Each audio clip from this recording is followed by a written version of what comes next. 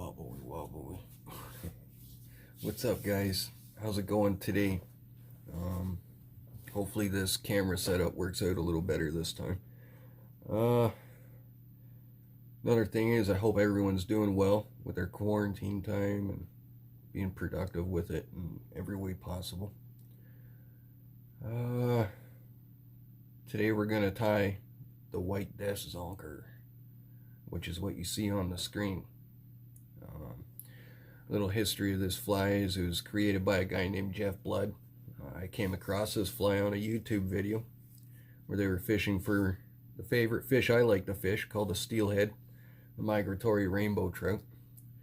This is probably one of the top 3 most effective flies for steelhead, and it's supposed to mimic the or imitate the dead emerald shiner. And they come up our tributaries in droves. Those are the little minnows you see. They got that real high death rate, so you see a whole bunch of dead ones on the shore, and you see the schools of them going up the shoreline in the water and stuff. It's the emerald shiner. And the picture from my YouTube was caught with this trailing behind a single bead fly, which is one. Yeah, I had a single bead on, but that's a egg fly also that will work and do the same thing. But if you have this tied on with the zonker trailing and chasing that, yeah. But the main thing is this mimics a dead emerald shiner. So the hook I have in the vise today. Oh, one thing, sorry. I'd like to give one shout out that I should have given last time, because this is pretty much where it all started, man. I got addicted to tying flies with, like I said in my last video, I started tying these egg flies because I just got sick of buying, paying $1 a piece for those egg flies when I can get a whole thing of material and tie hundreds of them for way cheaper. But Goddard's Bait and Tackle, you can go see Warren Watt. When all this is said and done, if you're a fisherman and you ever go to Goddard, Ontario, stop in at Goddard's Bait and Tackle. He's awesome in there, man. Real good guy. Again, he doesn't sponsor me or anything, but that's where it's all started, man. I've gotten a lot of my materials from there too, and whatever I can't get from there, I get from this place here, like I mentioned in my last video, Drift Outfitters and Fly Shop in Toronto, Ontario. Really good people as well. So yeah, we're gonna tie this emerald shiner. The hook I have in the vise, that I'm going to have in the vise, is a size 8 streamer hook by Mustad. And give me a second to get this out, and I'll give you the reference number.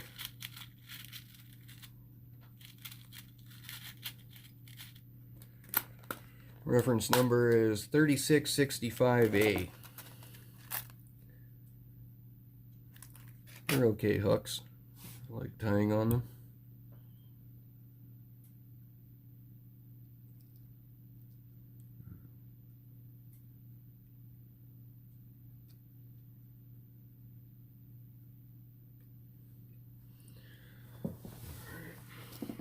Got that in there nice and straight. Things you're going to need is the thinnest white zonker strips you can get. Alright, rabbit strips. You're going to need the smallest mylar cord you can get, or metallic braid. Jeff Blood always uses the metallic braid, and there's nothing wrong with it. I like to use the mylar cord, and what I do is I'll wrap with this chenille, just to give it that blue sheen through the mylar cord, like the last one had. Really nice. You're also going to need some wire or some lead tape or something. I'm going to use some 24 gauge galvanized steel wire again. And this fly doesn't really need to be head heavy. I usually put it in the middle towards the head.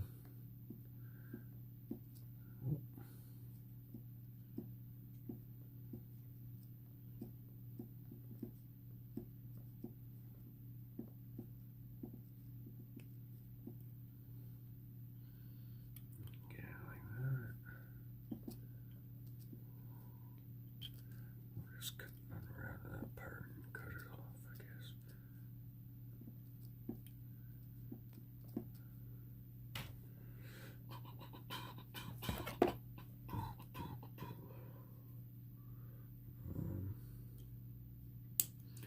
Yeah, I really like this fly. Now you can add eyes to it too. I do have one of these on my fly rod right now that has eyes onto it.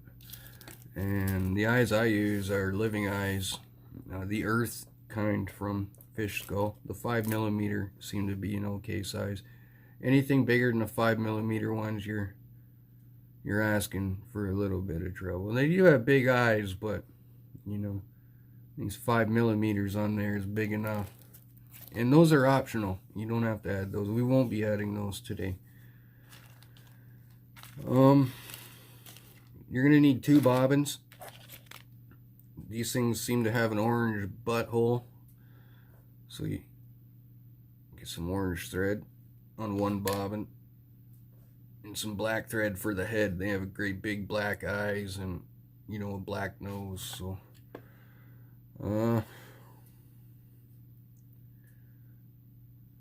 get this started right here.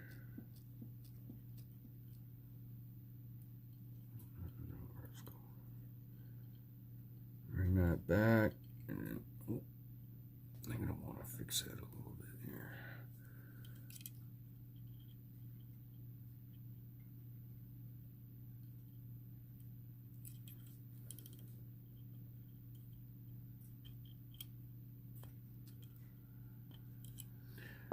You bring that back and you capture that wire and pull it forward a bit and capture it.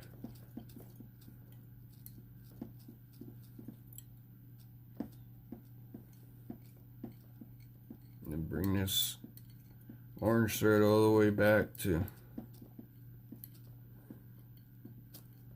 the barb of the hook. You don't really want to go past the barb.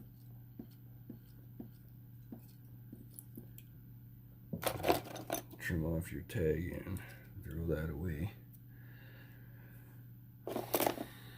Now, what I do is I take this blue olive colored chenille and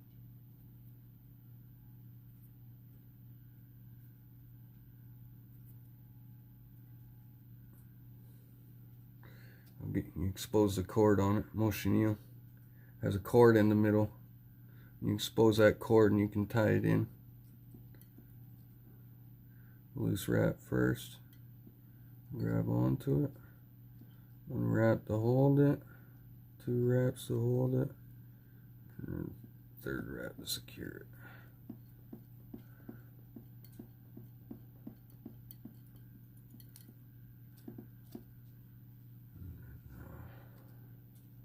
You're going to want to wrap this. Try not to get it too, you don't want it like fatter than what your mylar cord's going to be able to wrap. But then I palmer a loose wrap back so it doesn't add too much mass to the body. And then tie that in again.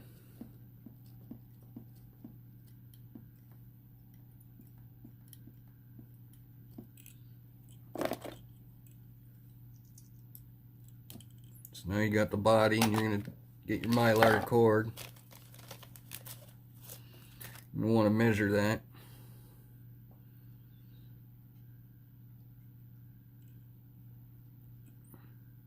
To right about just where I got the body stopped. You're going to want to cut that. Oh, let's find my scissors. Where did I put them? There they are. Measure that again.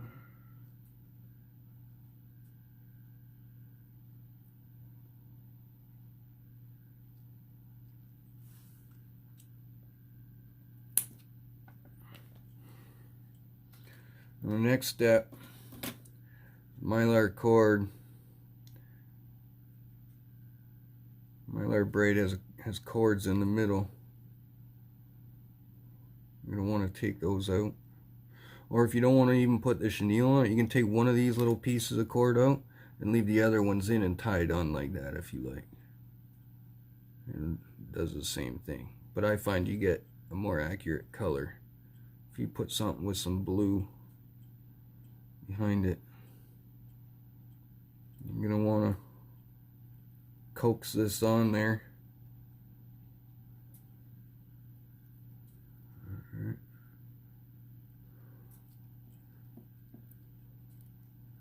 And tie your back on.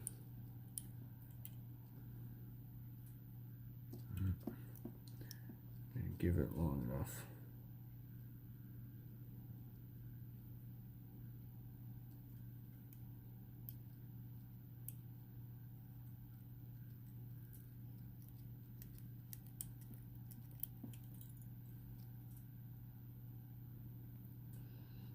So you're going to have that so far. And then what you're going to do is you're going to get your black thread out.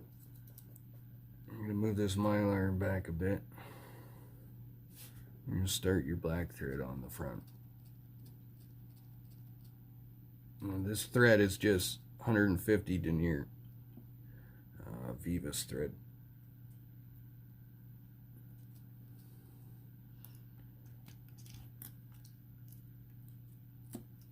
Cut that off. And stretch your mylar back forward so it's got that blue sheen under it. And all these pieces are even and it's not unraveling. Get one loose wrap. It's going to be a little tricky to try and grab all those at first, but you'll get it.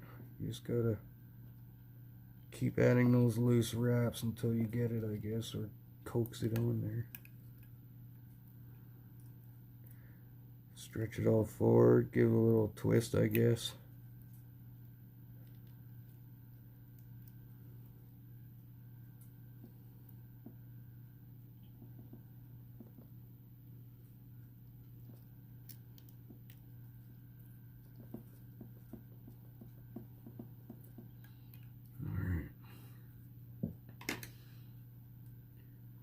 Scissors and trim off what didn't want to play along.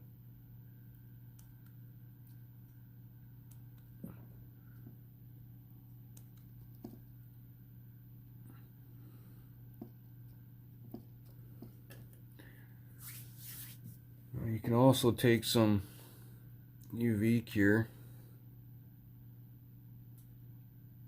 put it on here.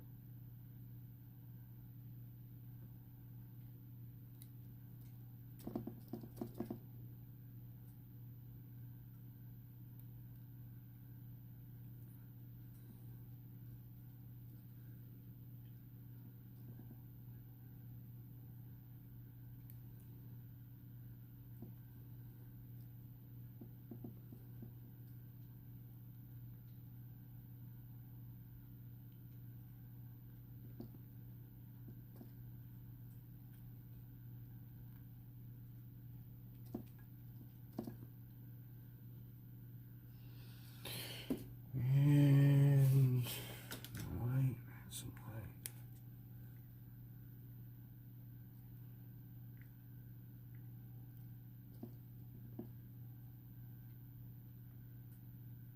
And find if you drowned out the other light, that's lighting the room up.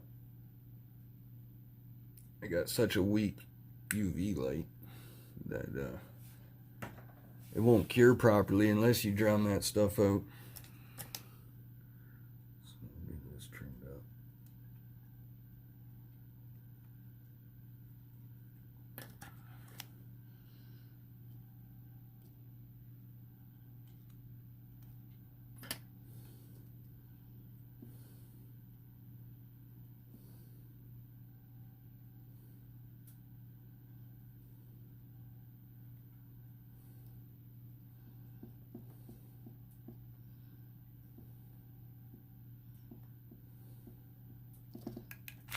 Alright, get your rabbit zonker strips out now. I got one separated already. Two, I guess. Now, it's more ideal to get these as thin as you can.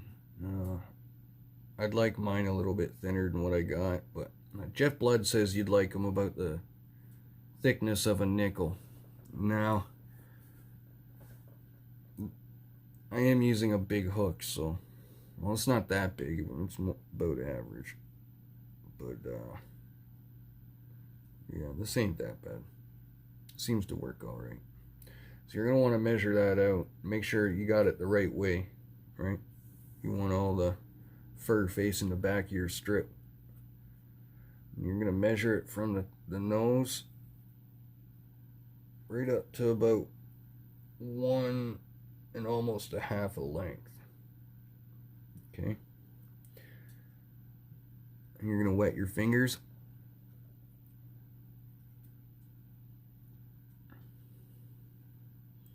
You can control that fur a little better with it wet.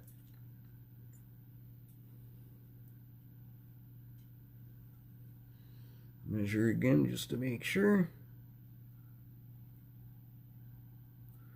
I'll probably go a little bit more here.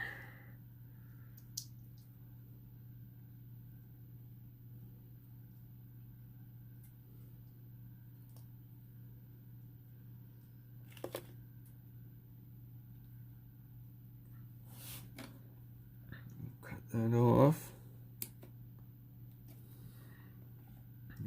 Come back up here.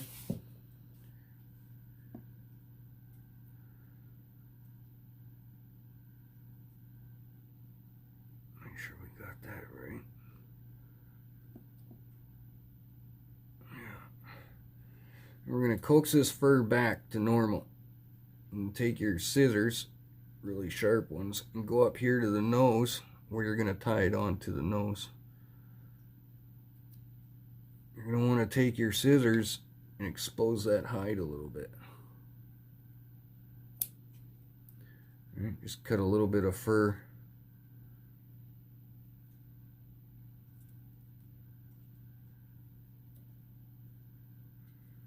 Off the front there. And you can taper it a little bit. So you'll end up with something like this.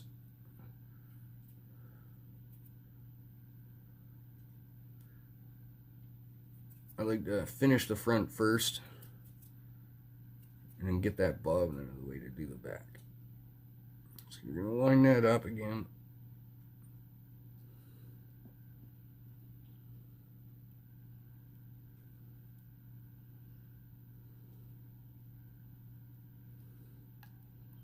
Make sure it's not wrapping on you and it's staying even.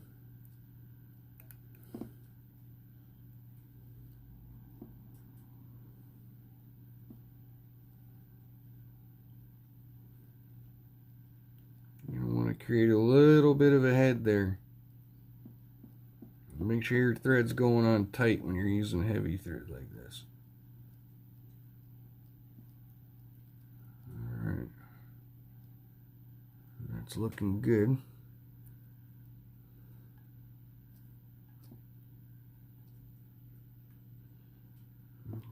Finding my whip finisher here. Again, the whip finisher is a tool you can make on your own. It's real easy.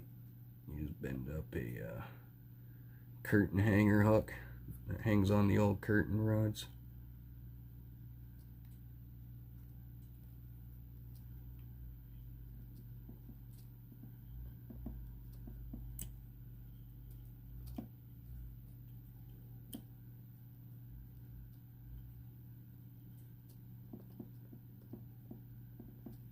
You could add eyes there to the sides if you wanted to, and all kinds of stuff. Make a whole head with UV resin like the one that's on my fly rod right now. And then, you know, encase the eyes into it. Now, I know it's not perfect up in here and stuff, man, but you know, like, fish ain't gonna care about that. I, these zonkers, they also work good for, you know, bass and pike and stuff like that too, right? You can tie them bigger and add, take some saddle hackle and add some gills under here. And notice I wrapped the hook here. That wasn't good. Wrap some gills onto it. I got one that I made that's a muddler zonker. I'm gonna tie a muddler minnow soon for you guys on video, and it's a cross between one of these. Actually, I got my fly box right here. I can show you. This is just my streamer box. All the flies, all kinds of flies I've tied in here. Right here. This is a marabou zonker, or a marabou muddler. And then you got the one I was just talking about. That is a Zudler. It's a muddler minnow zonker. And that's more of a, to me, it's top water. Does a lot of floating. Yeah. We'll get into some of those later. So, back to this. Stretch that back like that. You're going to want to find where your orange thread is going. You're going to want to separate that forward. I like to use this dull side of this seam ripper here.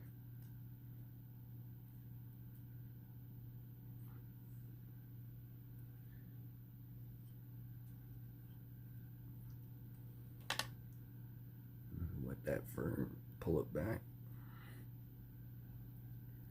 Just tie that in now. I'm going to have it like that. Give it one loose wrap, 2 loose wraps, and tighten, and then a 3rd wrap to secure it. Alright, you know it's depending on you and your thread, that 3rd wrap should secure it down. Then you can go in behind here if you want, in behind the tail. Sorry guys, didn't mean to get you in the eye. And yeah. When you do your first couple of these, whip finishing can be a little bit difficult on this part, but you'll get it.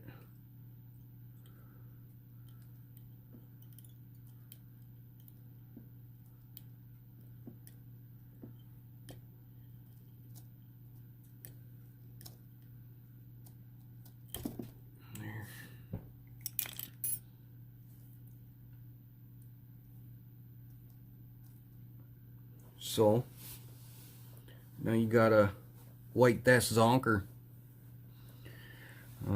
Take some of your, you can use some Sally Hansen's Hard as Nails if you want, and put it on that thread and on the bottom of the thread over here. I don't like to put the Sally Hansen's on the mylar though, because I find the mylar, it will turn yellow. So I'll give it some UV resin here.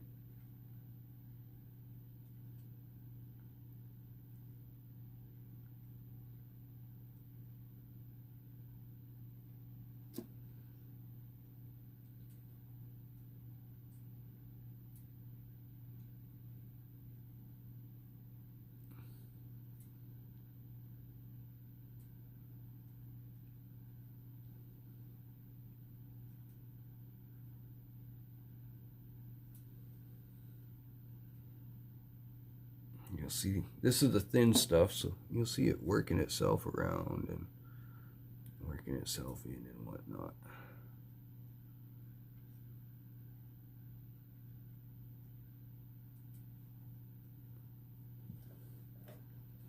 Hit it with this UV light.